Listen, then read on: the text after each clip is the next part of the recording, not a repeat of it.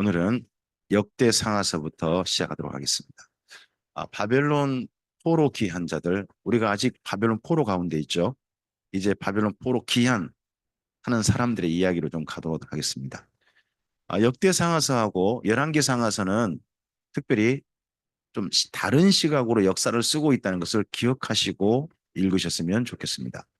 같이 그냥 똑같이 무심코 읽을 게 아니라 열왕기 상하서를 쓴 이유, 역대 상하서를 쓴 이유를 기억하고 읽는 것이 보다 본문을 또 하나님께서 우리에게 주신 은혜의 선물인 말씀을 원뜻 그대로 우리가 좀 만날 수 있는 좋은 방법이라고 생각합니다. 앞을 보시고요. 가운데 읽어주시겠습니까? 인류 창조로부터 바빌론 포로 기한까지를 살피고 다윗과 솔로몬에 주목합니다. 밑에요. 포로 기한 자들에게 하나님께서 기한하게 하신 의도를 역사를 통해 발견하게 한다. 그래서 제가 에스라 성경 강좌 갔을 때 노 목사님께서는 국민교육 헌장이 생각나게 해주셨죠. 우리는 역사적 사명을 띠고 이 땅에 돌아왔다. 해가지고 그때 그렇게 했던 그 멘트가 기억납니다. 음, 네. 역대 상하서를 우리가 읽기 위해서요. 제가 열왕기 상하서에서 몇 가지 질문을 좀 남겨드렸던데 여기도 좀 몇 개를 좀 준비를 해봤습니다. 1번 제목 읽어주시겠습니까? 자, 역대 상하서는 열왕기 상하서와 달리 아예 남유다만 취급합니다. 북이스라엘 취급할 가치가 없다는 거죠, 그냥. 거의 언급이 없습니다. 남유다만 취급합니다. 근데 열왕기 상하서는 남북 왕국이 존재할 때 어느 나라 중심으로 쓰고 있다고 제가 말씀드렸나요? 북이스라엘에 훨씬 더 많은 분량을 쓰고 있다. 우선 쓰고 있다 하는 것들을 말씀드렸습니다. 두 번째, 2번 읽어주실까요? 이거 제가 멘트를 가져왔습니다. 너만 보여. 누구만 보입니까? 다솔. 여자의 이름 아닙니다. 다윗과 솔로몬. 두 사람만 보이도록 전체를 나머지는 뿌여예요. 주로 이 두 사람이 자세히 보이도록 합니다. 더더구나 예쁘게 보이도록. 포샵을 잘 해줍니다. 뭐 흑채도 넣어드리고 점도 빼드리고 얼굴도 좀 더 갸름하게 하고 양약 수술을 했나요? 하여튼 그렇게 예쁘게 보이게 해줍니다. 근데 어느 쪽으로 예쁘게 보이느냐? 이쪽 역대상에서는 특징이 성전 봉사, 성전 섬김 쪽 그쪽으로 예쁘게 보이게 해줍니다. 성전 중심으로 봅니다. 세 번째 읽어주실까요? 족보를 어디서 출발합니까? 창세기에서 출발해서 현재까지 옵니다. 그 현재란 바벨론 포로 기한입니다. 어, 맨 처음에 역대 상서에 족보가 한 8장까지 가지 않습니까? 1장, 8장까지. 근데 그걸 잘 보면 어, 창세기 출발해 가지고요. 바벨론 포로 기한자들, 지금 기한자들 바로 거기까지 족보가 언급되고 있는 게 보입니다. 어, 그러면 이 족보는 상당히 특히 바벨론 포로 기한자들에게는 자기들의 명분, 지금 포로 기한자 중에 내가 한 사람이다. 그것도 하나님께 정통성을 인정받은 이스라엘 민족이 나다 하는 걸 증명하는 중요한 근거가 될 겁니다. 네 번째입니다. 읽어주실까요? 어, 각 그 지파별로 해서요. 지파별로 해서 특별히 하나님께서 어떤 살게 하신 분깃을 받은 사람들 있지 않습니까? 근데 거기에서 확장한 이야기는 굉장히 많이 발굴합니다. 적극적으로. 그러면 여기가 한 가지 보입니다. 역대 상하서를 읽는 분들은 지금 영역이 굉장히 좁은 겁니다. 호로기한 했는데 삶의 터전이 좁은 거예요. 뭐 해야 돼요? 확장해야 돼요. 확장하는데 옛 선배들의 확장했던 그때 하나님 도우셨던 이야기를 쓰면서 격려하는 겁니다. 우리들도 뭐 해야 된다? 영역을 확장해야 된다 하는 쪽을 쓰고 있는 거죠. 그다음에 다섯 번째입니다. 성전 중심입니다. 여기 역대상에서의 왕들의 치적을 말하는데 잘 읽어보면요. 대부분 다 성전입니다. 성전입니다. 처음부터 까지 성전입니다. 우리 열왕기 상하서는 처음부터 까지 율법이 딱 바로미터입니다. 근데 여기 역대 상하서는 성전이 처음부터 까지 중심이에요. 이제 읽어보시면, 치적을 읽어보시면 딱 성전 중심으로 쓰고 있는 게 보이실 겁니다. 그러다 보니까 봉사제도와 레인 이들에 대한 강조가 있습니다. 특별히 역대상하사가 좀 특이한 점이 있는데 그게요. 제사장을 강조하는 게 아니라 레인을 강조한다. 레인을 강조한다. 이 부분도 좀 독특한 부분입니다. 그다음에 여섯 번째입니다. 자료 인용입니다. 여기 역대상하서의 각 왕들을 이야기할 때마다 이 이야기는 이런 자료에 근거했다. 이런 자료에 근거했다고 맨 끝에다 꼭 자료 인용을 써줍니다. 어, 역대상하서는 요즘 그 논문으로 제출하셔도 아주 손색이 없는 정말 다 그렇게 합니다. 다른 데는 이게 무슨 자료 근거한지도 이게 출처를 안 바뀐 경우가 많잖아요. 네. 어제 혹시 그 이야기 기억나실까요? 우리 신윤선 목사님 이야기 하셨는데 미가서하고 이사야서가 내용이 같단 말이에요. 그럼 한쪽엔 출처를 밝혀야죠. 한 사람은 자기 출처를 밝혔어요. 내가 하나님께 받은 말씀이야. 이사야가 밝혔어요. 그 미가가 말할 때 뭐라고 해야 돼요? 이 이야기는 이사야 선생님의 말씀입니다. 하고 인용을 해줘야 되잖아요. 근데 출처를 안 밝혀요. 이거 요즘 이렇게 내면 뭐라고 하죠? 표절이라 그래요. 표절. 요즘 그러잖아요. 또 그리고 예레미야서하고요. 오바댜서 내용을 살펴보면요. 비슷한 부분이 너무 많다니까요. 단어가 요즘 그 단어로 찾잖아요. 몇 개 단어 표현 이렇게 찾잖아요. 상당히 많아요. 그러면 한쪽에서는 출처를 밝혀야 될 거 아니에요. 두 분 중 누가 먼저 썼는지는 잘 모르겠어요. 양쪽 다 출처를 안 밝혔으니까. 어? 근데 분명한 누군가는 한쪽이 원본일 거고 한쪽은 그분 글을 인용하는 걸 거예요. 물론 성령께서 이렇게 말씀 저도 할 말 없는데요. 성령께서 똑같은 말씀을 에레미야가 똑같이 보게 쓰게 하셨고 똑같은 말씀을 뭐 모바닥에 쓰게 하셨다. 저 할 말은 없는데요. 일반 상식적으로 생각해 봤을 때 먼저 근거한 자료가 있을 거예요. 그리고 다른 분이 이 자료가 정말 맞아 하고 그쪽 이야기를 지금 자기 하고 싶은 이야기 그대로 인용했을 거예요. 그럴 거 아니에요? 나중에 아니라 그럼 할 말은 없는데요. 우리 선지자분들 만나봐야 되는데 아마 제 말이 상식적일 거예요. 제가 이렇게 생각한 거에 대해서 그분들이 혹에 틀렸다 할지라도 뭐라고 하진 않으실 거예요. 네?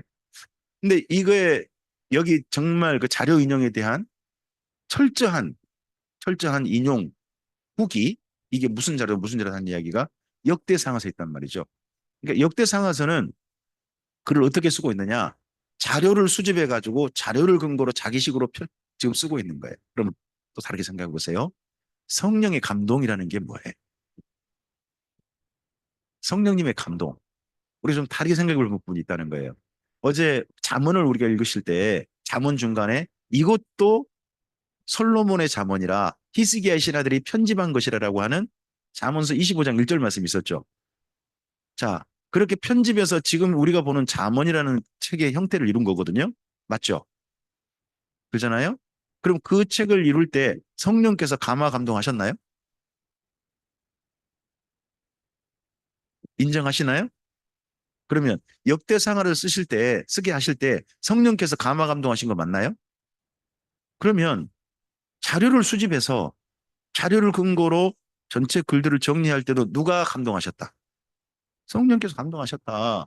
또 심지어 미리 있는 것들을 잘 편집해내는 것도 누가 감동하셨다. 우리는 근데 성령의 감동을 조금 좀 너무 신비하게 생각하는 경우가 많다는 거죠. 어, 우리 교단에 쓰는 방법, 우리 교단에 늘 했던 인식이 그렇게 된 것 같아요. 맹주야, 붓을 들거라, 들었나이다. 너는 받아 쓰거라, 여호와께서 가라사대, 여호와께서 가라사대. 뭐 이렇게 글을 쓴 걸로 우리는 성령의 감동을 의외로 생각한 분이 많아요. 물론 그렇게 주신 글도 있겠죠. 가령 레이기의 모든 율례들은 누가 주신 거예요? 하나님께 주셔서 받아 쓰신 거 아니에요. 그리고 또 요한계시록 같은 거 하나님께서 사도 요한에게 보고 듣게 하신 거잖아요. 그렇죠? 그걸 정리하게 한 거잖아요. 그러니까 우리가 성령의 감동의 방법을 한쪽으로 치우치지 말고 성경에 기록된 대로 좀 생각을 넓힐 필요가 있다는 거죠. 넓힐 필요가 있다. 한데 자료 인형이 있다는 거예요. 근데 특별히 자료 인형 가운데 곤란한 자료가 하나 있어요. 지금까지도 고민되게 만드는 자료. 다른 분 고민 안 되는데 저는 고민해요. 문화세 자료. 이 이야기 사실이야 말이야. 하여튼 근데 이분은 역대상은 이렇게 쓰고 있어요. 나는 자료에 근거했다. 이분은 그렇게 쓰고 있어요. 문화세 이야기를 쓰고 난 다음에 이건 내 이야기 아니다. 이런 자료가 있다. 하고 쓰고 있어요. 뭐 우리한테는 그렇게 맞출 것 하는 것 같아요. 사실 믿거나 말거나 당신 마음이요. 아니, 어쨌든지 간에 제가 이제 노 목사님의 이제 이 부분에 대한 맨 처음에 예전에는 상당히 좀 많이 고민하시다가 최근 들어서 노 목사님이 항상 이렇게 하신 것 같아요. 문화세 잘해도 사실이다 하는 입장에서 이해가시는 것 같아요. 예. 저는 근데 아직도 사실인가? 물음표 가운데 지금 아직도 있습니다. 일곱 번째입니다. 뭘 강조해요? 기도를 강조해. 특히 여기 역대상에서 유명한 요즘 우리나라 유명한 기도가 있어요. 야베스의 기도라는 기도가 있어요. 야베스의 기도. 그래서 심지어 야베스 부흥회도 하죠. 보니까 야베스 부흥회 하는 데가 서울 많더만요. 뭐 그렇게 어렵게 산다고 야베스 부흥회를 한지 모르겠어요. 야베스가 참 태어날 때 힘들고 어렵게 태어나잖아요. 어렵게 태어났는데 그가 기도해가지고 뭐예요? 하나님께서 그 기도대로 이루어주고 삶의 영역이 확장됐다는 거 아닙니까? 자, 이걸 왜 일부러 발굴해서 이야기하고 있냐는 거예요. 그래서 야베스가 유다 지파 안에 넣어놨는데 이게 도대체 누군지, 누구의 후손인지 이것도 제대로 몰라요. 그냥 인용만 돼 있어요. 이 야베스의 이야기는요, 이 사람들에게 필요한 거예요. 자, 바벨론 포로 기한을 했어요. 했는데 이 바벨론 포로 기한 자들에게 뭐가 없냐 그러면요, 군대가 없어요. 군대는 나중에 언제 있게 되냐 그러면 느헤미야 때 있게 돼요. 느헤미야 때. 사실 군대가 거의 없다 보니까 그 주변 족속한테 뭐 해요? 해코지를 엄청 당해요. 그래가지고 에스라가 한번 계획했다가 난리 나버리잖아요. 군대가 없다는 것이. 응? 힘이 없어요. 근데 그 힘 없는데 이런 실질 힘은 없지만 우리에게 진짜 힘이 있다. 누구? 하나님이 있다. 하나님께 기도하면 이렇게 하나님께서 응답해 주셨다. 그러니까 우리에게 군대는 없지만 우리는 뭐는 있다. 우리 하나님은 계신다. 그러니까 우리 하나님께 뭐 하자? 기도하자. 하는 그런 격려성 내용들이 들어있는 거예요. 보면 기도해가지고 이겨버리고요. 찬양해서 이겨버린 것도 나오죠. 여호사밧, 여호사밧이 저쪽 에돔인가요? 이쪽에서 군대가 쳐들어왔을 때 뭐 해서 이겨요? 찬양대 만들어가지고 찬양하고 나가보니까 전쟁할 것도 없이 이겼잖아요. 이런 걸 자꾸 발굴하는 거예요. 왜요? 지금 누구밖에 의존할 힘 때가 없어요. 페르시아 본국을 의지할 수도 없고 주변 사람들 좋게 해달라고 할 수도 없고 하나님만 의지할 수밖에 없거든요. 그러니까 하나님만 의존해가지고 이렇게 하나님의 일들이 실제 우리 선배들에게 있었다. 그런 하나님이 지금 우리 하나님이다. 그러니까 우리도 하나님께 기도하고 우리도 하나님께 찬양하면서 하나님 도우심을 구하고 기다리자. 이런 격려 이야기가 있는 거죠. 그다음 여덟 번째입니다. 고레스 칙령입니다. 이 포로 기한 사건에 고레스 칙령이 들어있습니다. 마지막 역대 하서 맨 끝을 뭘로 마무리해요? 고레스 칙령을 합니다. 그러면 역대 상하서는 언제 쓴 겁니까? 고레스 칙령 이후에 썼다는 거죠. 적어도. 그리고 이 고레스 칙령을 그대로 인용해가 다시 시작합니다. 어디입니까? 에스라서입니다. 에스라서. 그럼 이 두 개가 이렇게 된 거 보니까 역대 상하서하고 에스라서는 저자가 같을 확률이 높다는 거죠. 그래서 역대 상하서의 저자를 대부분 이렇게 보시고 저도 그 의견이 정말 궁금합니다. 역대 상하서는 아무리 봐도 에스라가 썼다는 겁니다. 이스라엘 민족에게 포로 기한 자들에게 지난 역사를 가르치는 거죠. 역사. 그래서 에스라는 저 두 가지를 가르쳤다고 생각합니다. 하나는 역사 교육을 했고요. 또 하나는 성경 교육을 한 겁니다. 어, 그 신명기 말씀에 그 말씀이 있어요. 신명기 4장 9절과 10절을 저는 상당히 좀 중시하는데 모세가 두 가지 교육을 부탁을 해요. 한번 좀 찾아보실까요? 신명기 4장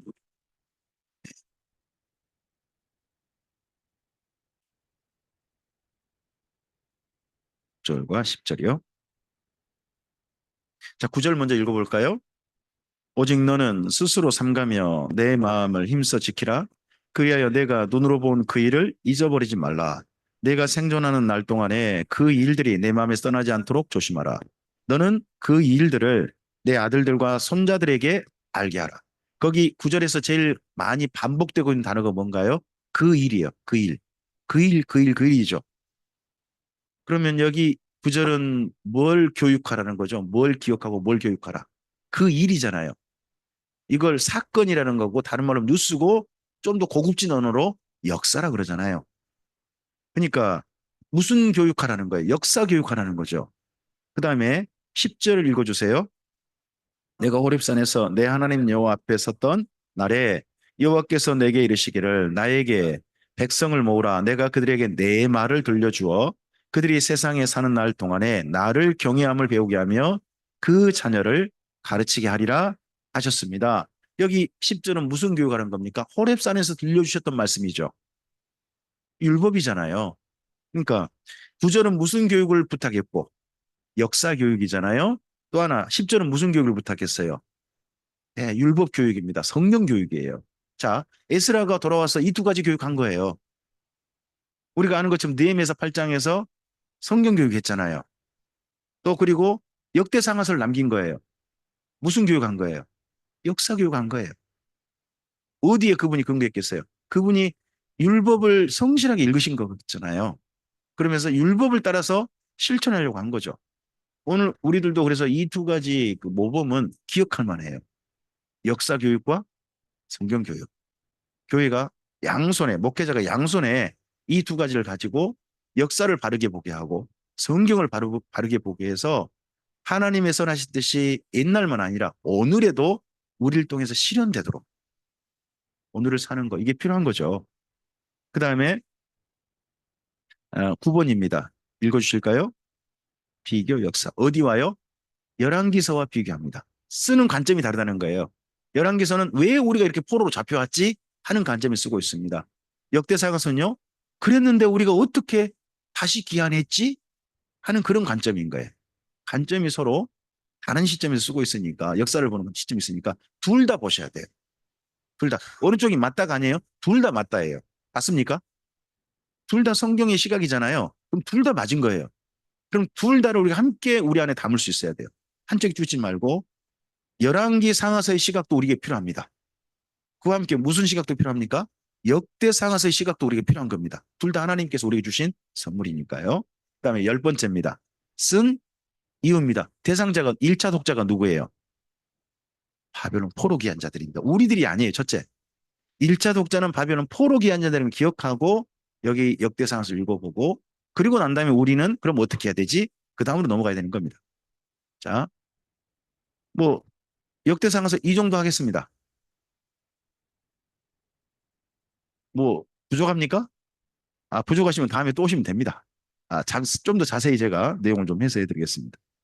자, 우리가 역대상하서의 맨 마지막 역대하서 맨 끝을 좀 가겠습니다. 역대하 36장입니다. 36장 22절부터 23절을 보시기 바랍니다. 22절에서 23절 읽어볼까요? 바사의 고레스 왕 원년에 여호와께서 에레미야 입으로 하신 말씀을 이루시려고 여호와께서 바사의 고레스 왕의 마음을 감동시키심에 그가 온 나라에 공포도 하고 조소도 내려 이르되 바사 왕 고레스가 이같이 말하노니 하늘의 신 여호와께서 세상 만국을 내게 주셨고 나에게 명령하여 유다 예루살렘의 성전을 건축하라 하셨나니 너희 중에 그의 백성된 자는 다 올라갈지어다. 너희 하나님 여호와께서 함께 하시기를 원하노라 하였더라. 그다음 바로 넘기면 에스라서죠. 에스라서 1장 1절부터 4절을 보시겠습니다. 함께 읽습니다. 바사왕 고레스 원년에 여호와께서 에레미야 입을 통하여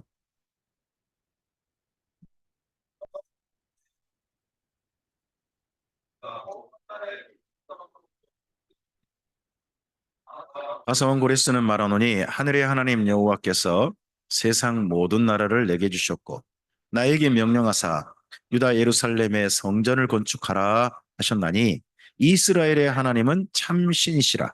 너희 중에 그의 백성된 자는 다 유다 예루살렘으로 올라가서 이스라엘의 하나님 여호와의 성전을 건축하라. 그는 예루살렘에 계신 하나님이시라. 그 남아있는 백성이 어느 곳에 머물러 살든지 그곳 사람들이 마땅히 은과 금과 그 밖의 물건과 짐승으로 도와주고 그 외에도 예루살렘에 세울 하나님의 성전을 위하여 예물을 기쁘게 드릴지니라 하였더라. 네. 음, 양쪽에 고레스 칙령을 이야기하고 있습니다. 근데 뒤에 에스라서가 좀 더 자세히 쓰고 있죠. 좀 자세히 쓰고 있습니다. 이 형식을 글을 이어가는 이런 형식을 한 분이 굉장히 좋게 본 것 같습니다. 그분이 누가로 보이지 않습니까? 누가복음하고 사도행전을 이어갈 때 누가복음 맨 마지막을 누가 스스로 그렇게 말합니다. 예수님 사건의 맨 마지막은 승천이라고. 승천 이야기를 합니다. 그래서 승천으로 끝내고 난 다음에 승천 이야기를 사실 자세히 쓰고 있는 데가 사도행전 1장이 됩니다. 부탁하시고 보는 앞에서 승천하시지 않습니까? 좀 더 자세히 써요. 그런 형식이 여기 역대하서하고 에스라서 사이 글 이음 이런 방법이 또 신약 성경에서 인용되고 있는 게 보입니다. 상당히 좋은 방법이지 않습니까? 바톤 터치인 거죠. 바톤 터치. 그렇게 해서 글이 이어집니다. 에스라서는 그래서 고레스 칙령으로부터 역사가 그 다음 진행되게 한 거죠. 자, 앞을 보실까요? 에스라서는요, 사실은 뭐 에스라서하고 느헤미야서까지 한 권이라고 합니다. 우리 지금 성경은 에스라서 한 권, 느헤미야서 한 권 따로 떼지 않습니까? 근데 에스라서, 느헤미야서가 한 권으로 이스라엘 민족은 성경은 있다고 해요. 저는 괜찮다고 생각해요. 왜냐 그러면 1차, 2차, 3차 기한자 이야기잖아요. 근데 여기 에스라서는요, 1차, 2차 기한자 이야기거든요. 1차 기한자 이야기는 사실은 에스라 이야기가 아니에요. 2차 기한자만 에스라 이야기잖아요. 근데 함께 묶어서 저자가 이제 느헤미야가 다르니까 우린 지금 뗐습니다만 전체를 묶어서 한 권으로 보는 것도 괜찮은 시각으로 생각합니다. 에스라서가 1장부터 6장까지가 1차 기한자들 이야기, 그리고 7장에서 10장이 2차 기한자인 에스라 이야기입니다. 이걸로 나뉘죠. 그리고 6장하고 7장 사이가 한 70년 정도 간격이 있잖아요. 이 간격이 있을 때 그때 페르시아 번국에서 유명한 사건이 있는 거죠. 에스더 사건. 뭐 하만 사건이라고 해야 됩니까? 모르드게 사건이라 해야 됩니까? 뭐라고 해야 됩니까? 그냥 제비뽑기 사건이라고 할까요? 그 사건이 있게 되죠, 중간에. 아하수에로. 그래서 우리는 글을 읽을 때 먼저 1장부터 6장 읽고 거기에 아케스 가랴 북선서 읽고 그리고 에스더서 읽고 그리고 나서 다시 7장으로 돌아와서 7장부터 10장 읽고 느헤미야서 넘어가는 글 흐름은 역사 흐름은 이렇게 해야 맞을 겁니다. 자, 한번 좀 정리를 좀 해보겠습니다. 바벨론 포로 이전과 포로 이후를 좀 비교를 해봐야 할 게 있을 것 같습니다. 자, 바벨론 포로 이전에 똑같이 어디로 가냐 그러면 가나안 땅으로 가는 사건입니다. 가나안 땅 가는데 바벨론 포로 이전에 이스라엘은 출애굽 10가지 재앙 홍해도하를 통해서 가나안 땅으로 가게 되죠. 시작이 여기입니다. 그렇죠? 바벨론 포로 이후 기한자들은요. 출바벨론을 하게 됩니다. 출바벨론. 어디의 멸망입니까? 바벨론이 멸망합니다. 바벨론이 멸망하고 고레스 칙령이 있어가지고 이때 시작 사건이 됩니다. 시작 사건이 뭐 이전에 출애굽할 때 애굽이 멸망하진 않잖아요. 당하진 않습니다. 약간 좀 다른 부분이 있습니다. 그리고 바벨론 포로 이전 가나안 땅에 살았던 사람들 몇 년을 삽니까? 가나안 땅에 정착 800년을 살게 됩니다. 800년 살게 돼요. 포로 이후 이스라엘은 얼마를 살게 됩니까? 예수님까지 보면 한 500년 살게 됩니다. 그때 예루살렘이 AD 70년에 멸망하면서 전부 다 흩어지게 되죠. 그 다음에 바벨론 포로 이전의 마지막 사건은 아수르하고 바벨론 침략을 통해 가지고 나라가 멸망하는 거겠죠. 그리고 여기 바벨론 포로 이후 이스라엘에게 마지막 사건은 예루살렘 멸망이라기보다는 메시아 초림이라고 해야 될 겁니다. 메시아 초림. 이게 마지막 사건. 그들이 기다리고 기다렸는데 못 알아본 거죠. 못 알아본 거죠. 그리고 바벨론 포로 이전 이스라엘에 얼마가 살았는지 모르겠습니다만 결국 누가 남습니까? 남은 자. 남은 자라는 사람이 남습니다. 바벨론 포로 이후 이스라엘에게는 예수님을 통하여 누가 남습니까? 거긴 남은 자로 가지 않습니다. 교회라고 합니다. 교회가 남습니다. 그리고 바벨론 포로 이전 이스라엘이 무슨 성경을 씁니까? 호세오경과 선지자의 글을 주로 씁니다. 근데 바벨론 포로 이후 이스라엘은요, 성문서, 학개스가랴 말라기 이쪽 성경이 담겨지게 됩니다. 어, 이스라엘 민족이 살았던 삶 속에서 다른 건 다 사라졌습니다. 유적도 별로 없고요. 사람이 살아서 흔적도 없고요. 무덤도 별로 거의 없어요. 기념 뭐 그런 것만 있고. 근데 뭐는 분명하게 남았습니까? 성경입니다. 수없 많은 걸 통해 하나님 말씀하실 수 있잖아요. 근데 후세대들에게 하나님께서 분명하게 이건 한 가지만 정확하게 보존하셔서 말씀하셨습니다. 하나님께 자기를 드러냈습니다. 그게 뭡니까? 성경만 남게 하셨습니다. 성경만. 바벨론 포로 이전도 성경만 남게 하셨고 바벨론 포로 이후도 성경만 남게 하셔서 말씀하신 하나님. 그 하나님이 우리가 만날 하나님인 거죠. 근데 하나님이 이렇게 하셨다면 우리는 굳이 다른 거에 집중할 필요가 없는 겁니다. 하나님께서 말씀을 통해서 우리에게 자신을 드러내 주셨지 않습니까? 근데 우리는 말씀을 통해서 하나님을 만나야 되는 거지. 하나님이 이렇게 추천하셨는데 자꾸 우리는 성경 속에 보니까 다니엘은 뭐를 통해서 만나더라? 누구더라? 그리고 또 솔로몬은 뭘 통해 만나더라? 번제 안 바쳤을까? 천번 안 바쳤을까? 꿈에 잠자다 보면 뭐 너는 내게 무엇을 구하라? 자꾸 이런 거라든지 또 환상 봤다더라. 이런 쪽에 자꾸 집중하려고 하죠. 하나님께서 남긴 추천 방법에 우리 집중하는 게 아니라 성경 속의 다양한 사례를 가지고 이렇게 나도 이렇게 물론 만날 수 있죠. 근데 하나님의 추천 방법은 뭐라는 겁니까? 결국 성경을 남기셨습니다. 그러면 성경을 통해서 하나님을 만나는 것이 하나님 추천 방법에 따른 가장 올바른 길이란 거 아니겠습니까? 근데 이 올바른 길을 자꾸 그냥 이거 말고 딴 데 없어? 자꾸 이러고 있는 신앙생활이라면 이거 하나님께서 조금 좋아하지 않으실 것 같아요. 하나님 추천 방법을 시키면 하나님께서 이거 먹어 했는데 이거 말고 딴 것도 없어 이런 거잖아요. 되게 좀 하나님께서 좀 속상하지 않으실까요? 그래서 우리의 신앙 방법이라든지 신앙의 정말 중심이라든지 하나님을 찾는 방법을 하나님께서 남겨주신 거에 근거해서 분명하게 거기 하시고 하다 보면 나머지 것은 하나님께서 알아서 경험하게 하시겠죠.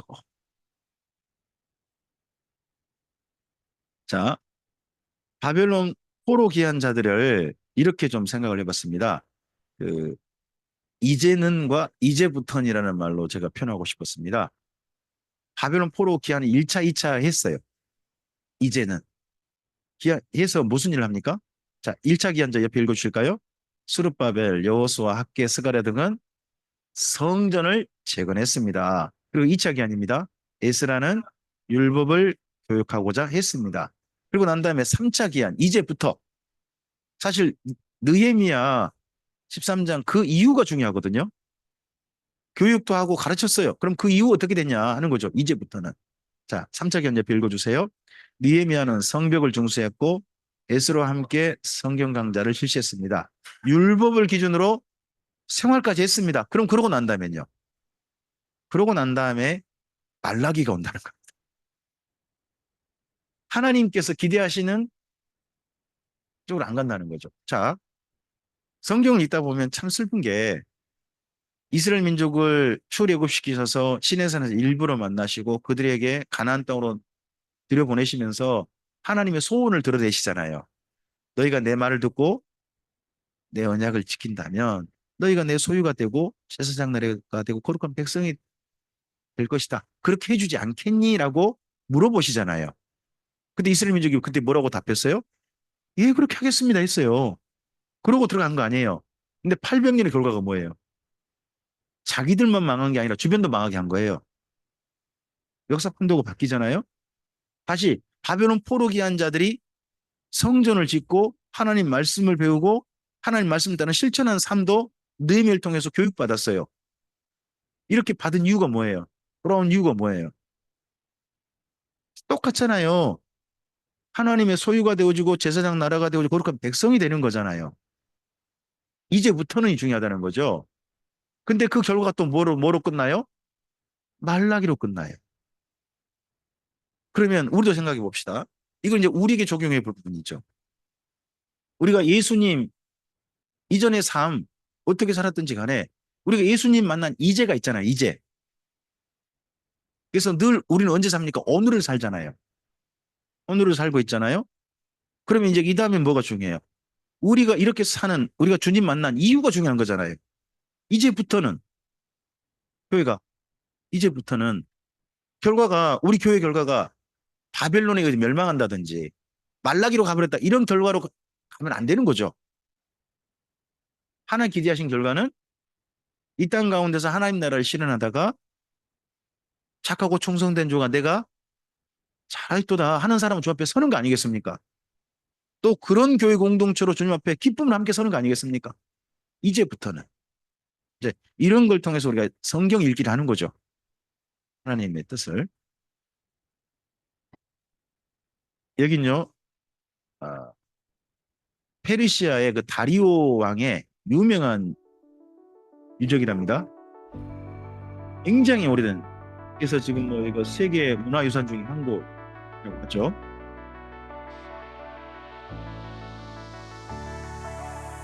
정말 여기 드론으로 찍어놓은 이 영상들은 다 멋있더라고요. 그래서 뭐 어떨지 모르겠는데. 어떻게?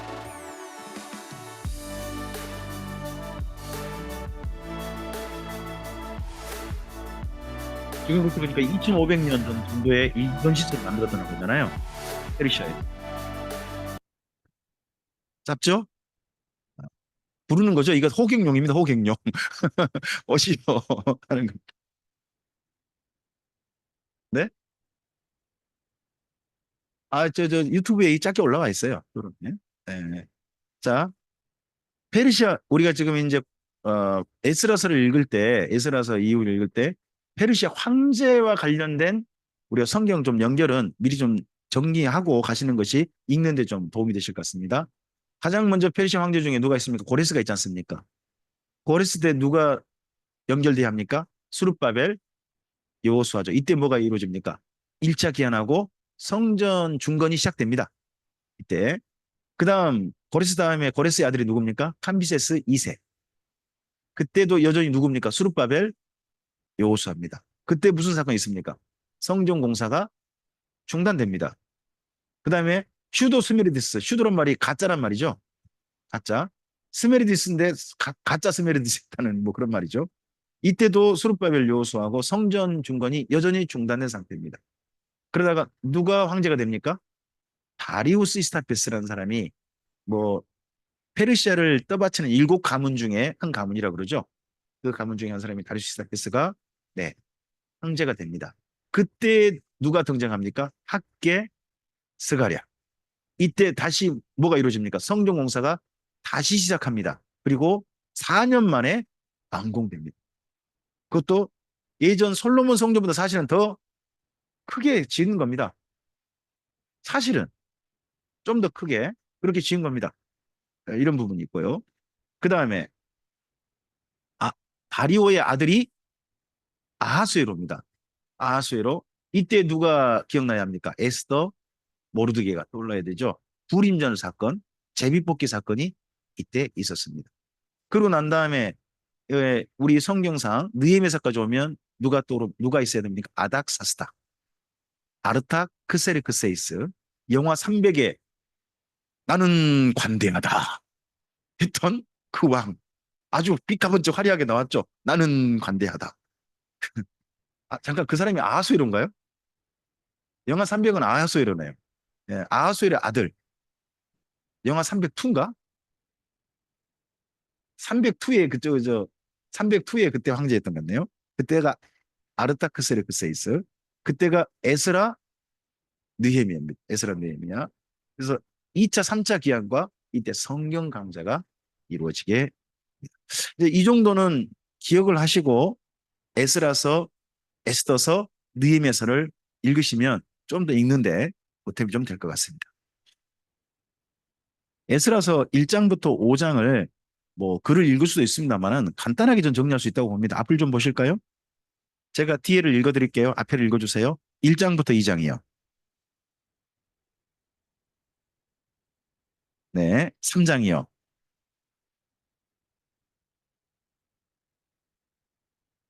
4장이요?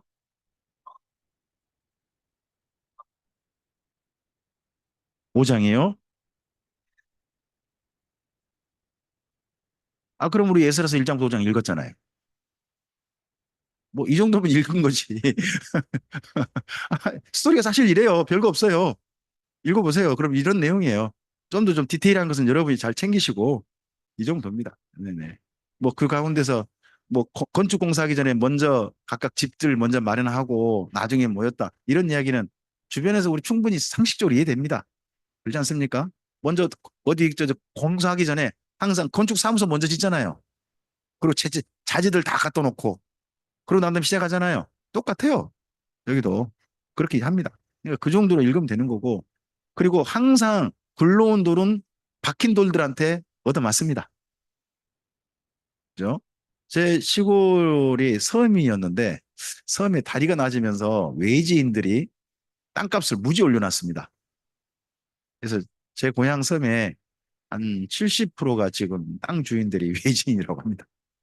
참나 어이가 없는데.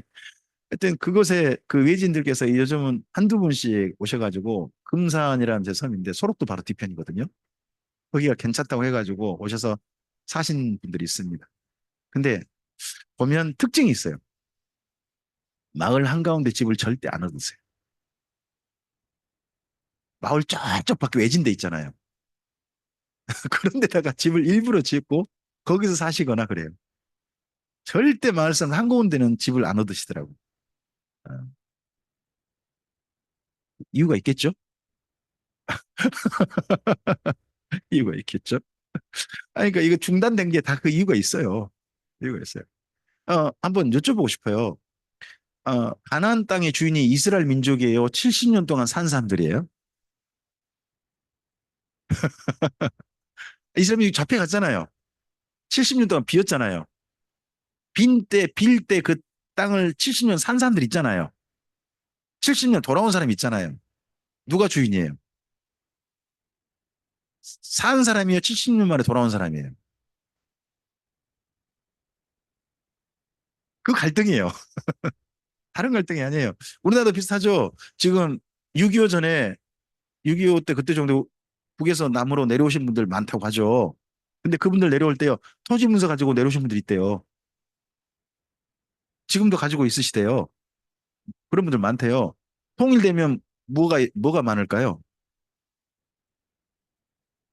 재판이 제법 많이 열릴지도 몰라요. 통일되면. 그러잖아요. 그러면, 자, 지금 현재 벌써 6.25 이후가 70년 넘었잖아요.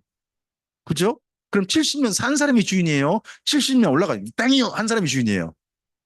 누가 주인이에요? 그러니까 이스라엘 민족이 그냥 왔다간 땅을 권리를 주장 못하니까 누구를 등에 업고 와요? 고레스를 등에 업고 오잖아요. 그러니까 겨우 땅, 그래서 저 일부 내준 거지, 내주고 싶지 않은 거죠. 음. 그래서 이스라엘 민족의 특징이 뭐냐? 에루살렘이라고 하는 산지 있잖아요. 산지하고 그 주변에 겨우 살아요. 사실 가나안 땅에 좋은 땅은 어딜까요? 해변이 해변. 그쪽이 평야고요. 실제로 그쪽에서 밀농사나 이런 게 할 수 있어요. 목초지도 많고요. 그쪽이거든요. 근데 에루살렘하고 그 주변에 살아요. 산지에만. 안 좋은 땅 겨우 차지한 거예요. 에루살렘 물론 상징적입니다만 실제 삶의 영역은 그래도 좀 뭔가 소득이 좀 있어야 되는 곳이어야 되잖아요. 이제 이런 부분도 이런 글을 읽을 때 우리가 조금 좀 아, 우리 주변에 충분히 상식적인 그런 상황이 있으니까 생각하시고 읽으시면 좀 더 좀 내용이 이해돼요. 이해되어져요. 주변 사람들의 갑질에 이스라엘 민족이 거의 꼼짝 못 하거든요. 이유가 좀 이해가 된단 말이죠. 자, 우리 학개서를 바로 가겠습니다. 에스라서 1장부터 5장 방금 읽으셨어요. 다시 읽을까요? 다시 읽어요? 자, 우리 학개서를 가겠습니다. 공사가 한 10년 넘게 중단됐다가 그때 학개 선지자가 네, 부탁하는 내용입니다. 자, 앞을 보실까요? 큰 제목 옆에 읽어주십시오. 네. 이런 이야기는 누가 해야 됩니까? 그렇죠. 어른이 하셔야 됩니다. 청년들이 나서가지고 왜 공사를 합니까? 그러면 얘들은 가라 이런 소리 듣습니다. 이때는 어른이 먼저 나서셔야 되는 겁니다. 그래서요. 어떤 일 할 때 저는 사실 우리 교회 뭐 장로님들 네 분이 계시거든요. 은퇴 장로님 두 분과 그리고 시무 장로님 두 분 계세요. 그럴 때 일들 할 때 제가 뭔 일 하자라고 해가지고 저는 일을 시작하지는 않습니다. 당회에서 제가 어떤 일을 제안할 수 있습니다. 근데 일들 설명하고 할 때는 장로님들께서 하십니다. 여기 리모델링 어떠세요? 아, 좀 제법 예쁘게 좀 됐잖아요. 이거 제가 제안한 거 아닙니다. 저는 공사하자고 한 적이 없습니다. 근데 저는 뭘 했냐? 삽시다. 옆집 삽시다. 이랬는데 제 의견은 밀려나고 공사합시다 하는 장로님 의견들이 있습니다. 그래서 여기를 공사를 한 겁니다. 어. 저는 기꺼이. 그리고 이 전체 설명 그럼 누가 있겠습니까? 시작할 때. 장로님이 하셨죠. 장로님이 하시고, 그리고 이런 전체적 디테일적 뭐 상황들, 그리고 또 견적서 받아보고, 전체 보고하고, 그리고 나서 비용 부분은 이렇게 충당합니다. 하고 또 하시고, 다 하셨습니다. 그리고 헌금 요청 그럼 누가 하셨겠어요? 장로님이 하셨죠. 제가 한 적 없습니다. 아, 그렇게 해서 일들이 진행됐습니다. 여기 저희가 공사 한 7천 넘게 들었어요. 근데 빚 하나도 안 지고 우리 끝냈습니다.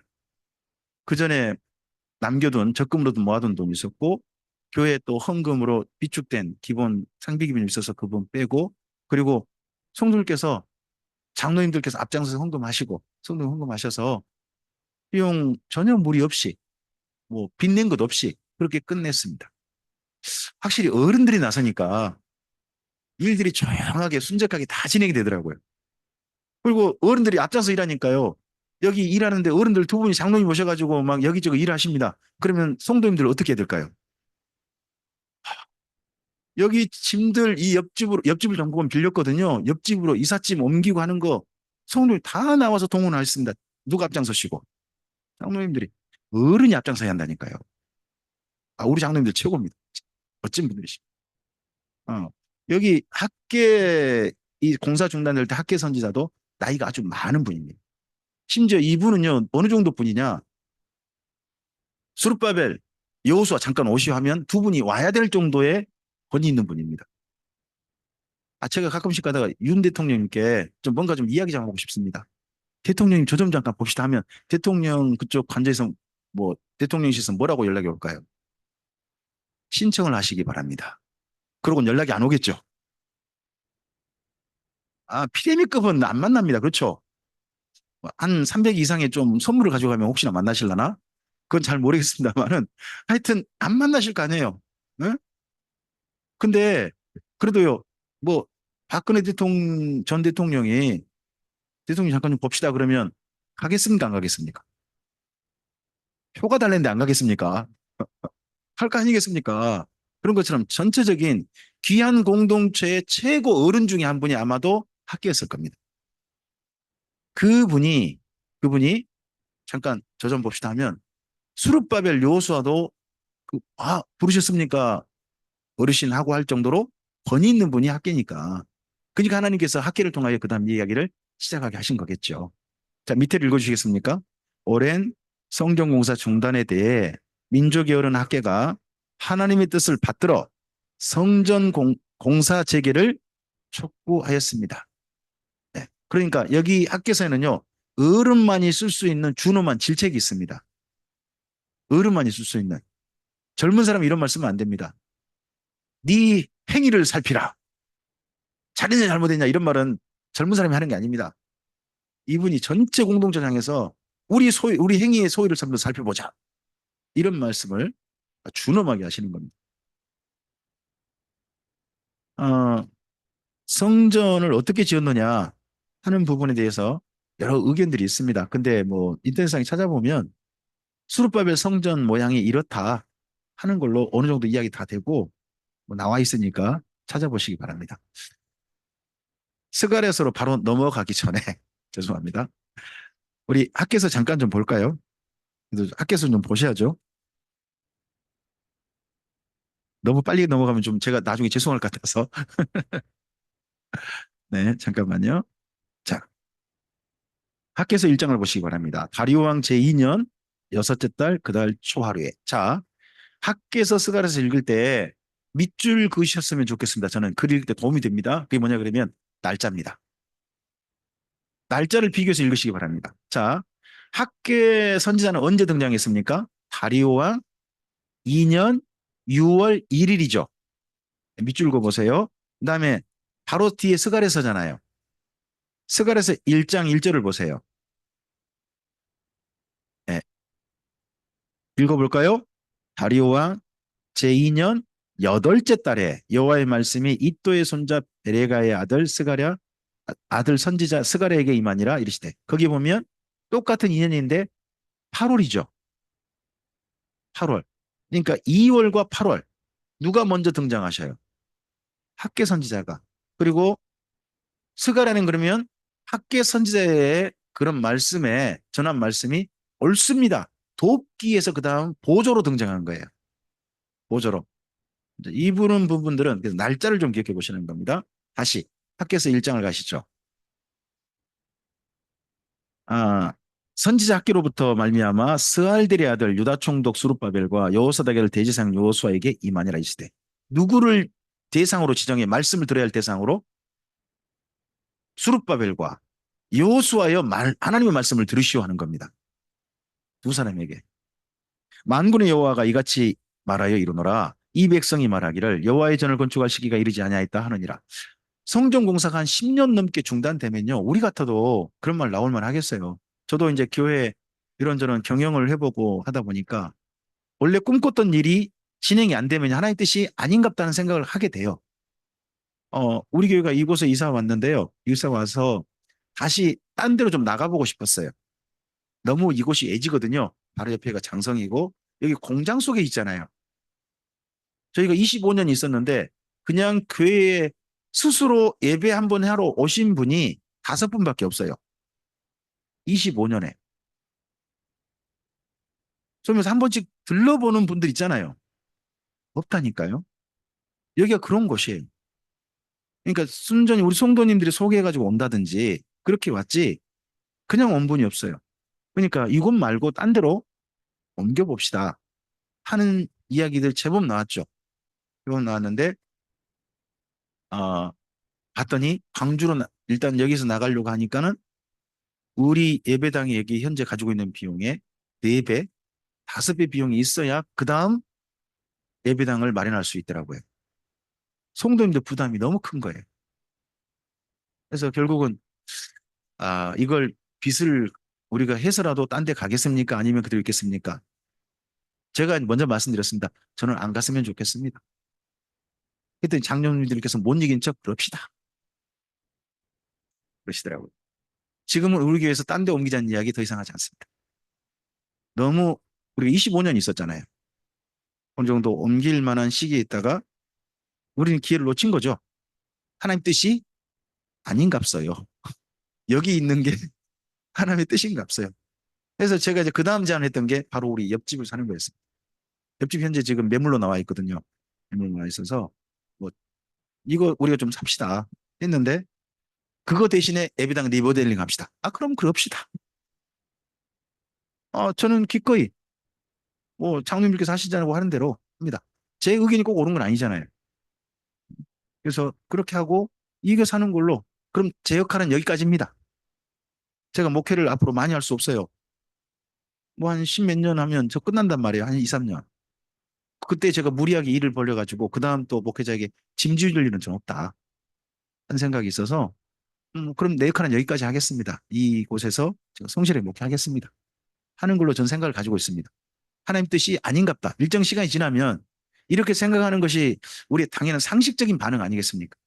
그러니까 여기 사람들도 지금 10년 넘게 성전공사가 중단된 겁니다. 그러니까 맨 처음에 성전공사를 위해서 왔지만 하나님 뜻이 아닌 게 이게 하나님 뜻이 아닌가 봐. 한 생각 충분히 할 수 있다는 거죠. 자, 그다음요. 여호와의 말씀이 선지자 학계에게 임하여 이르시되 이 성전이 황폐하였거늘 너희가 이때 판벽한 집에 거주하는 것이 옳으냐. 자, 성전은 지금 기초공사, 기공식하고 멈춰버렸어요. 그러면 성전 굉장히 터는 넓게 좀 자리 잡았겠죠. 근데 그 터 위가 어떻게 됐겠어요? 집 짓다가 말고 터만 딱 쌓고 터만 짓다가 한 2, 3년 그대로 놔두면 어떻게 돼요? 그 위가 뭐 잡초 나고 온갖 쓰레기에 불법 쓰레기 투기에 난리 나잖아요. 또 개들 놀이터 되고 개똥을 많이 싸놓고 그러죠? 막 이렇게 되잖아요, 사실은. 여기도 지금 그런 상황이죠. 근데요, 자, 맨 처음 성전 공사를 하려고 고급 자재를 사왔어요. 어디서 그래요? 돌은 안 없어져요. 근데 고급 자재, 마감재, 마감재를 어디서 가져왔어요? 헐몬산, 레바논 이쪽에 사왔단 말이에요. 사와가지고 잔뜩 사놨어요. 근데 10년 넘게 공사가 중단되고 목재가 그대로 있어요. 그 목재 어떻게 될까요? 속죠. 그 이른비 늦은 비에 늘 젖을 거 아니에요. 썩고 그럴 거 아니에요. 그럼 그거 보면 어쩔까요? 속이. 아, 세상에 우리가 돈, 그 모든 돈에가 저거 다 썩네, 썩네. 그러다가 한 장로님께서, 남장로님 그러셨나? 저거 썩는 거 저거 그대로 두면 너무 아깝다. 우리 집에 조금 마침 그 내부에 조금 방에 조금 좀 편백나무로 좀 돌릴 때가 있는데 저거 조금 썩는 것만 가져가 가지고 우리 집 돌려야 되겠다 해가지고 좋은 거 말고 썩은 것 중에 일부 잘라 가지고 집에 가서 집을 내했더니 집이 너무 예쁜 거예요. 이 집에 권사님이 찾아오셔가지고 보시고 난 다음에는 야 우리 장로님 너무 지혜롭다. 맞아. 저, 저 자재 저렇게 썩느니 이렇게 쓰는 게 차라리 지혜겠다 싶어가지고 또 권사님이 가셔가지고 그중에 제일 썩음썩음한 것 중에 잘라내고 나머지 갖다 집에 또 하셨어요. 하다 보니까 어느 날 모든 분들이 다, 이게 좋은 거야. 해가지고 다 집집마다 자기 집 내부를 싹 돌린 거예요. 어느새 뭐가 없어졌을까요? 자재는 없어지고 대신에 집집이 내부 인테리어 공사가 다 되신 거죠. 그래서 여기 표현이 뭔가요? 너희가 판벽한 집에 거주하는 것이 옳으냐 이러죠. 그 판벽한다는 말이 뭔 말이에요? 내부 실내 인테리어한 집이에요. 뭘 가지고? 성전 공사하려고 준비한 그 가지고 자기 집 돌린 거예요. 되게 하나님이 소원이 하신 것 같죠? 거주한 것이 옳으냐. 그러면서 이 표현이 이분만 할 수 있는 표현이죠. 5절 읽어주세요. 그러므로 5절 그러므로 이제 만군의 여호와가 이같이 말하노라. 너희는 너희 행위를 살필지니라. 이 표현이 두 번 나와요. 여기 너희 행위를 살필지니라. 이런 말은 여기 학계 선지자가 할 수 있는 말이죠. 그래서 다시 공사해라 하는 말씀을 이렇게 하는 거죠. 자, 그러자 12절을 보세요. 12절. 먼저 거기 7절, 8절도 읽어보면 좋겠죠. 공사하는 방법. 공사하는 방법. 예, 7절, 8절 읽어볼까요? 만군의 여호와가 말하노니 너희는 자기 행위를 살필지니라. 너희는 산에 올라가서 나무를 가져다가 성전을 건축하라. 그리하면 내가 그곳으로 말미암아 기뻐하고 또 영광을 얻으리라. 여호와가 말하네. 자, 레바논에서 가져온 나무는 이미 없어요. 근데 레바논에 가서 또 돈을 주고 사올 돈이 있어요, 없어요? 돈도 없어요. 근데 예루살렘 주변 산들에 가면 그나마 조금 일부 나무가 있다는 거예요. 이 나무 자재가 좋은 자재일까요? 안 좋은 자재일까요? 안 좋은 자재, B급 자재라. B급 자재라 할지라도 거기 가서 나무 잘라다가 공사해라 하고 여기 선지자가 지금 격려하는 거예요.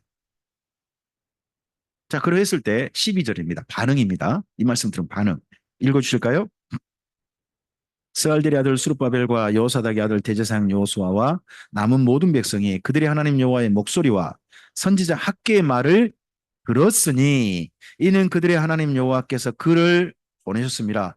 백성이다 여호와를 경외합니다. 여기 12절은 굉장히 놀라운 이야기예요. 자, 이전에 선지자를 하나님께서 보내시면 사람들이 들어요, 안 들어요? 들었죠. 욕한다고 들었죠. 욕한다고 들었잖아요. 반응이 뭐예요, 그 다음에? 너는 선지자야, 네 집으로 나가라. 돌로 때려 죽이거나 그런 반응이잖아요. 근데 이들이 말씀을 듣고 난 다음에 어떤 반응이 나와요? 경외했다는 거예요.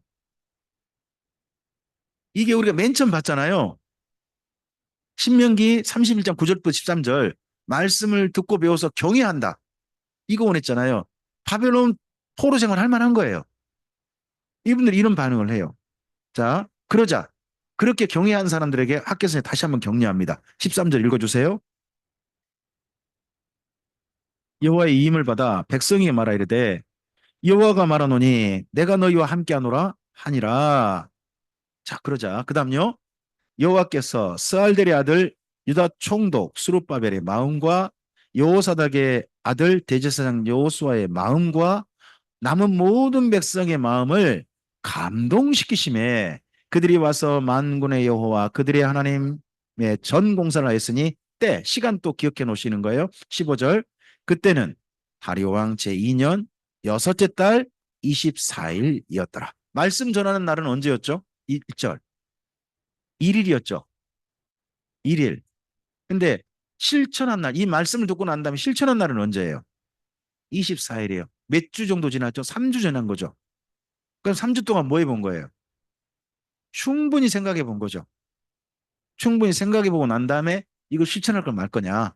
실천하자라고 결론 지어서 공사를 다시 시작한 겁니다. 자, 그래서 여기 지금 이번 번역도 14절에 있는 번역이 조금 좀 바뀌었으면 좋겠다 싶습니다. 그게 뭐냐 그러면 감동시키심이라고 하잖아요. 감동시키심에. 원래 이 표현은 언어를 찾아가 보면 감동시키심이라는 표현보다는 깨달아 반성하다거든요.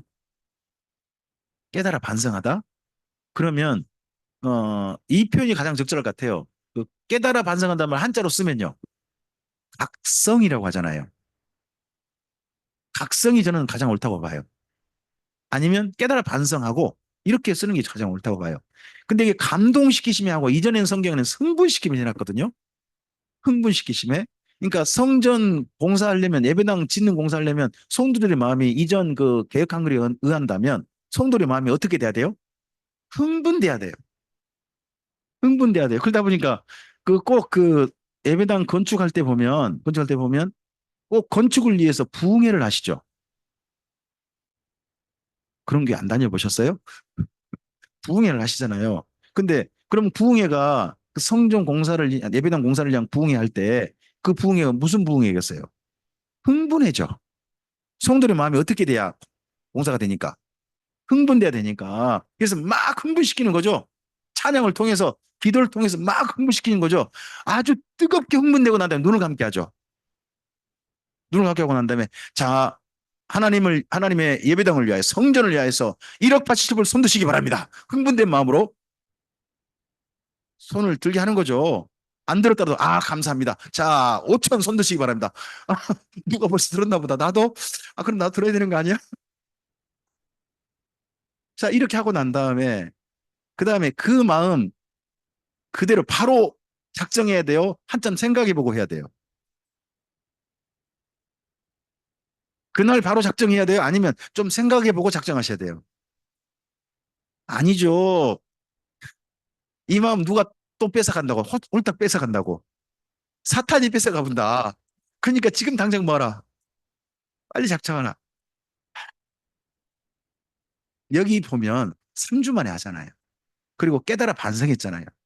그러니까 성경을 좀 본래대로 해놓으면 이거 예배당에 상당히 예배당 공사인데 좀 지장이 있으실 것 같으니까 이번도 번역하시면서 감동하시면서 번역하는 것 같거든요. 그러다 보니까 요즘은요 그 이런 표현이 열심히 나오죠. 하나님께서 감동하신 분은 하시기 바랍니다. 감동된 대로 하시기 바랍니다. 혹시 이런 표현 요즘 많이 듣지 않습니까? 처음 듣습니까? 네, 캐나다라 그렇습니다. 자, 그리고 나서 2장을 넘어가 보시면 몇째 달 됩니까? 한 달 넘었습니다. 일곱째 달 그달 21일 공사 시작하고서 한 달 정도 지난 거예요. 한 달 정도 지났는데 보니까요. 예배당 공사가 이 성전 공사가 되게 볼품이 없는 거예요. 아니 거기 좋은 나무를 자재를 써도 모양이 그럴지 모르는데 그 주변 산에서 나무를 가져다가 공사를 하는데 볼품이나 좀 있겠었겠어요? 그러니까 어르신들이 어르신들이 굉장히 조금 좀 불만이 많았나 봐요. 그걸 따돌거리는 이야기죠. 자, 3절 보세요. 3절 읽어주세요. 너희 가운데 남아있는 자 중에서 이 성전의 이전 영광을 본 자가 누구냐? 이제 이것이 너희 눈에 어떻게 보이냐? 이것이 너희 눈에 다시 공사를 재개했는데 재개하는 공사가 어떻게 보인다고요? 이전보다 더 못하네 하는 거예요. 아니 사실 성도들의 마음이요. 예배당 옮긴 때 좀 더 좋은 데로 옮기면 마음이 참 기쁘고 좋을 거예요. 근데 이전에 예배당이요. 한 50평 했는데 딱 예배당을 옮겼는데 한 25평으로 옮겨봐요. 그리고 예전에는 실내 인테리어를 이렇게 나무에 딱 돌렸는데 이번에 실내 인테리어 비용이 없어가지고 커튼 쳤네.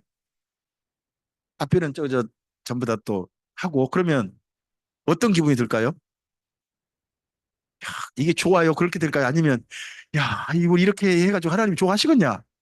어떤 쪽 생각이 더 들겠어요? 충분히 좀 마음이 좀 그럴 거 아니에요. 여기 지금 어른들이 마음이 그런 거예요. 이거에 대해서 좀 따독거리는 이야기를 좀 하시는 거죠. 그 이야기가 4절이에요. 충분히 인정하세요. 너희는 보잘것없지 않냐? 보잘것없지 아니하냐는 말은 뭔 말이에요? 학계 선지자 보기도 어떻게 보이는 거예요? 보잘것없다는 거죠. 그렇게 보여요. 하지만 격려합니다. 4절이에요. 4절 읽어주세요. 수르바벨아 스스로 굳세게 할지어다. 여호사닥의 아들 대제사장 여호수아야 스스로 굳세게 할지어다. 여호와의 말이니라 이 땅 모든 백성아 스스로 굳세게 하여 일할지어다. 내가 너희와 함께하노라. 만군의 괜찮아 괜찮아 누가 격려하세요? 하나님께서. 괜찮아 괜찮아. 예배당이 이전에는 좀 큰 데 있다가 작은 데로 옮겨둬요. 슬퍼하거나 노여하지 마세요. 하나님께서 뭐라고 하세요? 괜찮아 괜찮아 하시잖아요. 꼭 큰 데로 간 게 좋은 게 아니에요. 괜찮대요. 하나님은요, 예배당을 보신 게 아니라 지금 이 예배당을 건축한 사람들을 보시는 거예요. 이전 솔로몬 성전은 다윗이 준비해놓고 솔로몬이 지었잖아요. 근데 이번 성전은 누가 지어요? 성전을 짓고자 그 바벨론 땅에 이미 넉넉히 자리 잡은 사람들이요. 그 삶의 터전을 포기하고 온 사람들이에요. 성전 짓고자 해가지고 와가지고 그 사람들 손으로 지금 성전을 짓는 거죠. 그것 자체를 누가 기쁘게 보시는 거예요? 하나님께서 괜찮아. 예전보다 모양이 더 안 이쁘게 나도 괜찮아. 이거면 충분해. 하신 분이 하나님이시라는 거죠. 그렇게 해서 격려합니다. 그리고 이 격려에 특별히 누가 힘을 내야 되겠습니까? 이 일을 할 때. 바로 수룹바벨입니다. 그래서 20절 가보시기 바랍니다. 중간에 이런저런 얘기 있습니다만 20절 가보시면 전체 특별히 누구에게 힘을 실어줍니까? 20절부터 내용 보면 누구 한 사람이죠? 수룹바벨 아닙니까? 20절부터 보시면 수룹바벨을 대상으로 이야기하지 않습니까? 그렇죠? 수룹바벨 보고 뭐 하라고요? 네가 일 앞장서라 하는 이야기입니다. 네가 앞장서라. 거기 그래서 23절 읽어주실까요? 만군의 여호와가 말하노라 스알델의 아들 내 종 수룹바벨아 여호와가 말하노라 그날에 내가 너를 세우고 너를 인장으로 삼으리니 이는 내가 너를 택하였음이니라 만군의 여호와의 말이니라 하시니라. 인장이 뭐죠? 그 손에 예전에는 그 반지가 도장 이런 거 했다 그러죠. 이걸 탁 찍으면 뭐합니까? 모든 일이 결제가 되는 겁니다. 하나님의 결제 도장이 누구라는 겁니까? 수르바벨. 너가 내 결제 사인이야. 너가 일을 전체 지도해 하고 수르바벨에게 힘을 실어주는 거죠. 사실 수르바벨이요 일을 못했어요. 지난 10년 넘게 성전공사 중단되면 누가 앞장서서 민원 해결을 해야 되나요? 수르바벨이 하셔야죠. 건축위원장이 나서서 하셔야 되는 거 아닙니까? 근데 공사가 중단하는데 꼼짝도 않고 아무것도 안 하고 가만히 있으면 사실 무능력한 거죠. 근데 그로 하여금 일하게 합니다. 그래서 수르바벨이 이때 페르시아 본국에 가봤다 그러죠. 유대인들의 이야기에 의한다면 본국에 가봤더니 힘 용기를 내서 가봤더니 자기 친구가 왕이었더랍니다.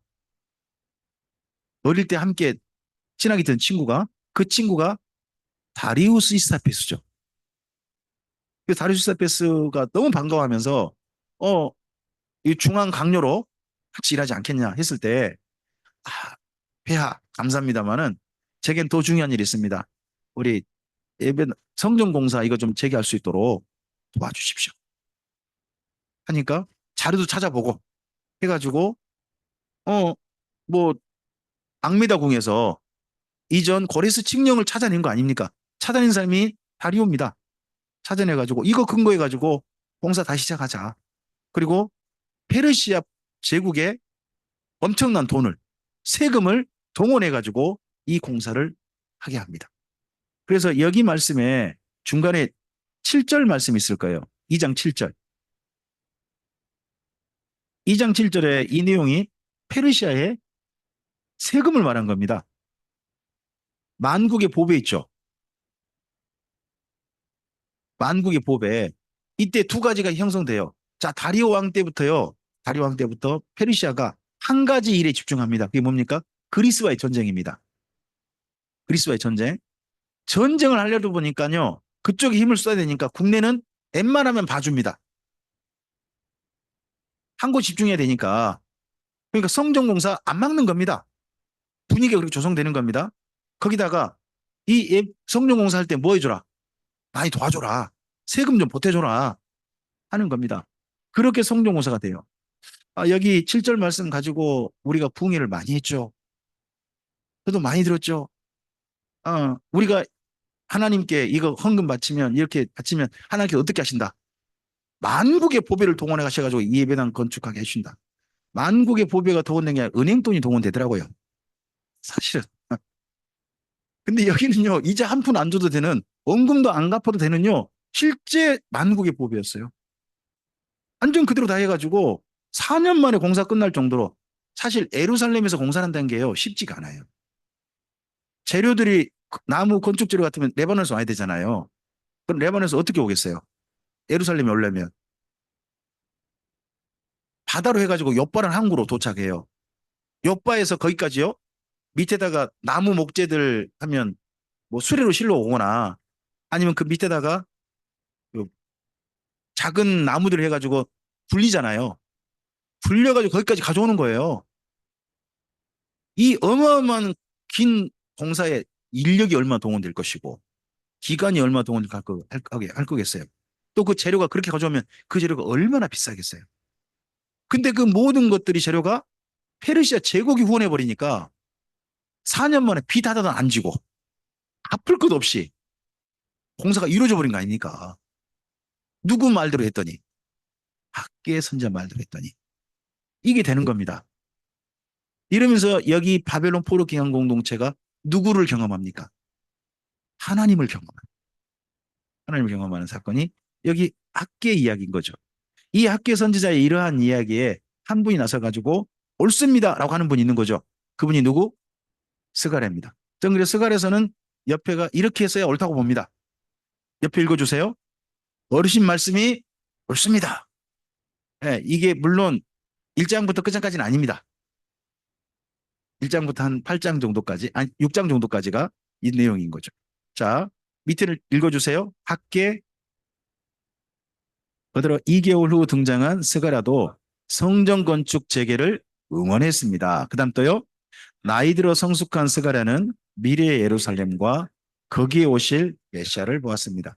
뭐 학자들 어떤 학자들은 심지어 스가랴 학파라고 하더라고요. 스가랴서가 뭐 한 사람이 쓴 게 아니다. 물론 그럴 수도 있습니다. 근데 저는 스가랴서는 한 사람이 썼다고 봅니다. 또 보는 대신 나이가 다르다고 봅니다. 나이가 다르다. 자, 스가랴서 1장부터 6장은요. 옆에를 읽어주실까요? 앞을 보시고요. 성전 건축 응원을 위한 8개 환상 계십니다. 스가랴서가 1장부터 6장에 8개 환상이 나와요. 전부 다 성전 건축 응원을 위한 8개 계십니다. 주제가 이미 정해졌습니다. 모든 8개 환상은 어디에 초점이 맞춰져 있다? 성전 건축 재개. 이쪽에 맞춰져 있다는 겁니다. 그 다음에 7장부터 8장입니다. 옆에 읽어주세요. 금식에 대한 말씀입니다. 근데 이때 조금은 좀 의미심장합니다. 그때요, 학계 선지자가 있다면 사람들이 누구한테 질문을 할까요? 학계 선지자 생존에 있다면. 스갈에게 질문하는 게 아니라 저는 학계 선지자에게 질문해야 옳다고 봅니다. 여러분, 사실 지금 에스라 성경 강좌 관련된 질문은 누구한테 하시는 게 제일 좋습니까? 노 목사님 계시지 않습니까? 노 목사님께 하는 겁니다. 저한테 질문하면 제가 뭐라고 해야 됩니까? 에스라하우스 홈페이지를 한번 살펴보시죠. 거기에 질문하시죠. 제가 그렇게 합니다. 왜요? 제가 질문 받을 사람이 아니라는 거죠. 노 목사님 계시니까. 근데 여기 7장 8장에서는 누가 질문을 받습니까? 금식하는 질문을 스가랴가 받습니다. 그래서 조금 그런 상황이 상상이 된다는 겁니다. 꼭 그렇지 않을 수 있습니다만 학계 선지자가 하나님 품에 이미 안기셨을 가능성도 있다는 겁니다. 연세가 이제 많으시니까 그럴 수 있다. 그러니까 질문을 젊은 사람, 그 다음 선지자가 받는다 하는 걸로 이해해 볼 수 있다는 겁니다. 자, 그 다음에 아직 성전 공사 중입니다. 7장, 8장은. 그리고 나서 9장부터 14장은 그 훨씬 뒤입니다. 옆을 읽어주세요. 앞을 보시고요. 예루살렘을 중심으로 등장하는 메시아와 여호와의 날에 대한 예시입니다. 이 예루살렘이 이제 이후부터는 그럼 어떤 일이 있게 되는데 이제 이후로 우리가 무엇을 바라고 이 땅에 살아야 되는데 하는 이야기가 9장부터 14장인 거죠. 지금 현재 할 일, 그리고 이제 이후 우리가 할 일, 그런 내용으로 스가랴서가 구성이 되어 있습니다. 스가랴서의 그 환상들을 보면 한 8개 볼까요? 1장에 뭐가 나와요? 말탄 자들 나오죠. 제가 화석류 나무 이야기 드렸는데 기억나세요? 강좌 중에. 화석류 나무란 거기 지중해성 그쪽 지역에서는 울타리로 쓰는 나무라고 제가 말씀드렸어요. 울타리. 그러니까 일부러 그 나무에 선 이유가 뭐예요? 지금 성전 짓잖아요. 성전만 짓고 끝나는 게 아니란 거죠. 모든 사람들이 포로기한 데 정착해가지고 이런 나무로 울타리 짓고 가나안 땅에 살게 될 거란 것을 의미하는, 상징하는 그림 언어죠. 그림 언어. 석류 나무가. 그리고 이때 70년을 언급합니다. 70년 만에 돌아왔다. 그리고 뭘 언급하느냐? 돌아오신 하나님을 언급합니다. 자, 하나님께서 떠나셨습니다. 예루살렘을. 언제 떠나셨죠? 아, 그 연도로 말하지 말고 성경으로 좀 얘기해 줘 보세요. 나 연도로 이야기하면 진짜 싫어요.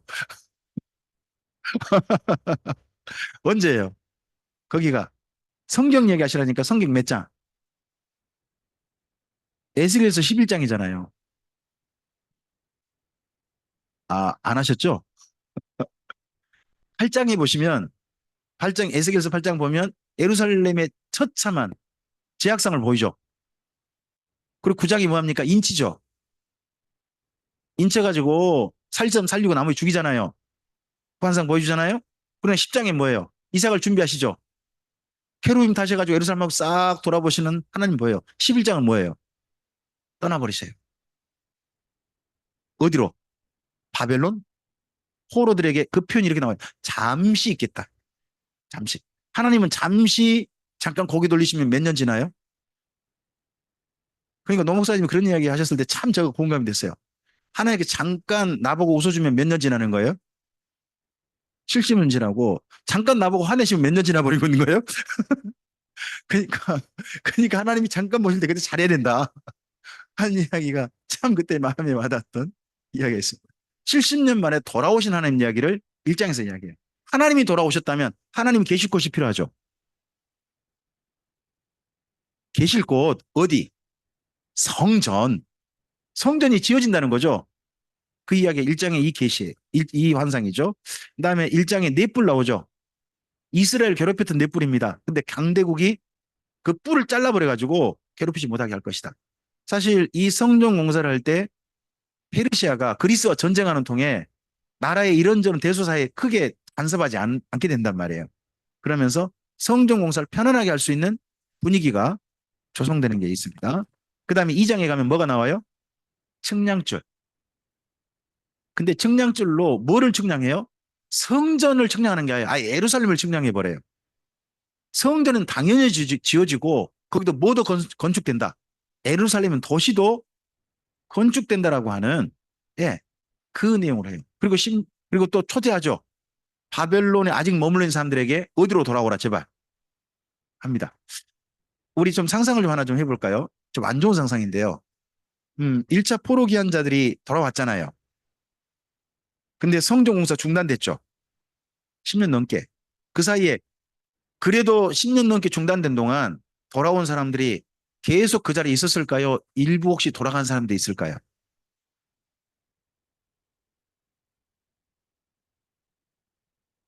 좀 안 좋은 상상이죠. 근데 충분히 개연성 있어 보여요. 바벨론에 있는 사람들 보고 오라 오라 하는 이유는요. 인원이 부족하다는 거 아니에요. 왔다가 가버린 사람이 있다는 걸 충분히 짐작할 수 있습니다. 그러니까 뭐예요? 그러니까 여기 여기 예루살렘에 있는 사람들 보고 이런 표현이 계속해서 더 확실해지는 겁니다. 남은 자. 떠나버린 자가 아니라 끝까지 하나님께 남은 자. 이런 표현들이 이들 무리에게 주어지는 거죠. 자, 그 다음 3장에 뭐가 나옵니까? 대제사장 여호수아가 더러운 옷을 입고 오른쪽에 사탄이 서가지고 하나님 앞에 서 있는 그런 부끄러운 모습을 보게 됩니다. 대제사장 여호수아가 뭔가 더러운 옷을 입었단 말은 뭔 말입니까? 뭔 죄를 지었다는 거죠. 그 죄를 뭔지는 표현하지 않습니다. 근데 다 아는가 봅니다. 기양 공동체는 다 아는가 봅니다. 우리 교회 성도들이 제가 PC방하고 다 압니다. 이번에 또 이야기 하시더라고요.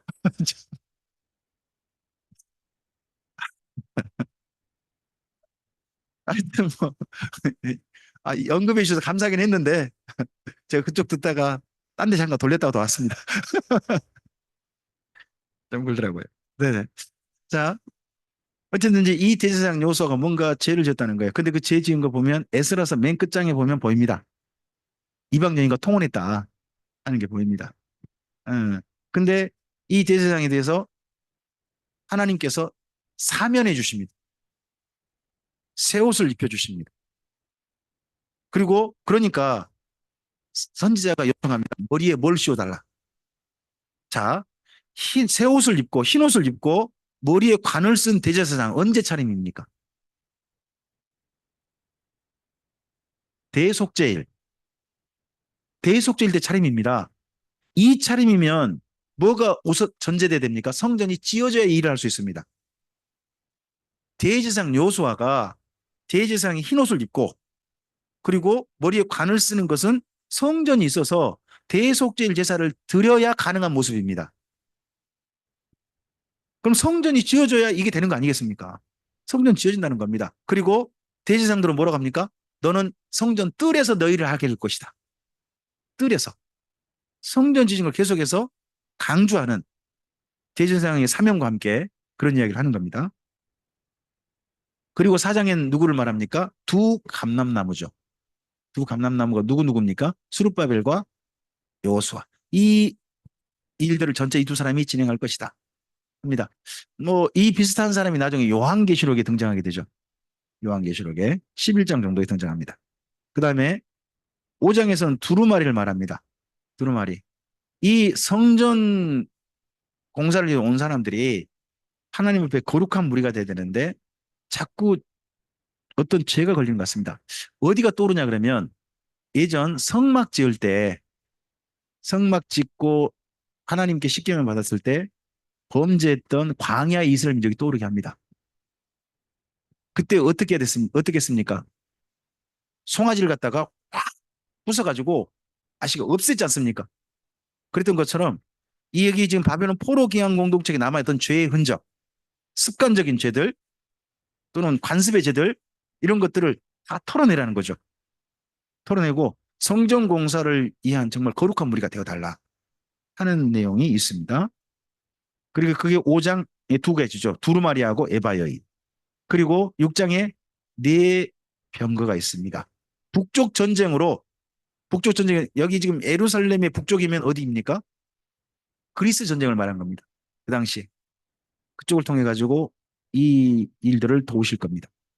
자, 이런 내용으로 스가랴가 이 모든 일들을 돕습니다. 그래서 1장부터 6장까지는요. 선생님 말씀이 옳습니다. 어르신 말씀이 옳습니다. 하는 이야기고 7장, 8장은 스가랴의 질문에 대한 답변. 금식을 해야 할까요? 말아야 할까요? 하는 질문에 대한 답변인데 짐작해 볼 수 있는 게 혹시나 학계 선지자가 세상에 계시지 않고 하나님 품에 안 계신 건 아닌가 하는 그런 상황을 보고 그리고 나서 9장부터 나머지 14장은 그 이후 이야기라는 겁니다. 9장부터 14장은 목회자의 지도가 좀 필요합니다. 어, 읽으실 때 이왕이면 목사님들께 도움을 청하셔서 한번 잘 읽어보시면 이 부분은 나중에 예수님과 관련돼서 굉장히 중요한 해석들을 우리에게 안겨줄 수 있습니다. 자, 오늘 아침 성경 강좌는 여기까지 정도 하죠. 여기까지 정도 하고 그 다음 마치겠습니다. 자, 잠깐만 한 군데만 더 보고 마치게요. 죄송해요. 우리 에스라서 5장을 좀 가보시죠. 여기 마무리하고 끝냅시다.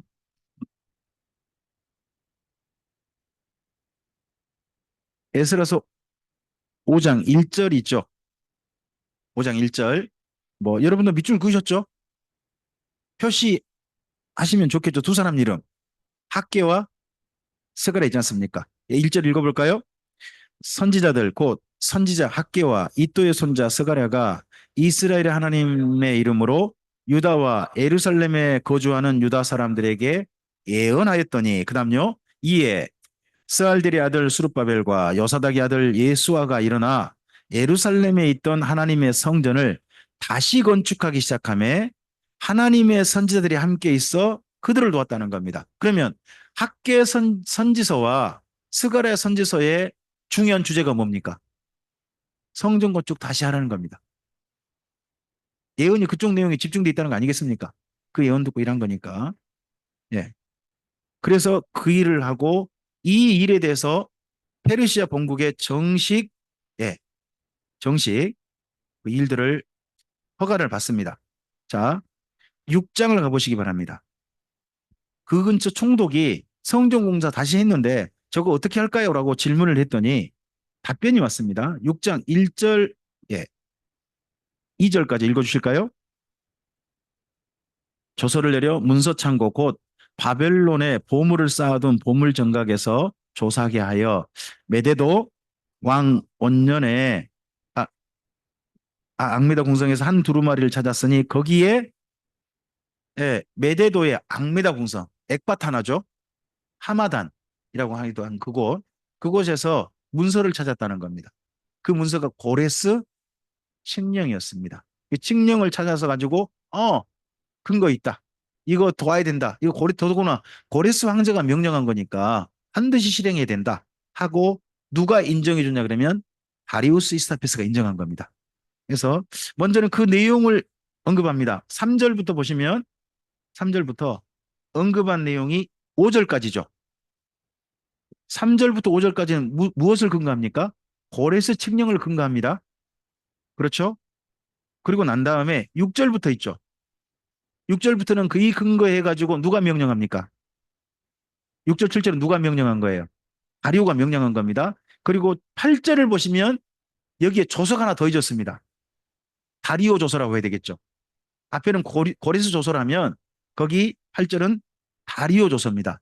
내가 또 조서를 내려서 하나님의 이 성전을 건축함에 대하여 너희가 유다 사람의 장로들에게 행할 것을 알리노니 왕의 재산 곧 유브라데 강 건너편에 있는 거둔 세금 중에서 그 경비를 이 사람들에게 끊임없이 주어 그들로 멈추지 않게 하라. 학계 선지자 이야기 떠오르지 않습니까?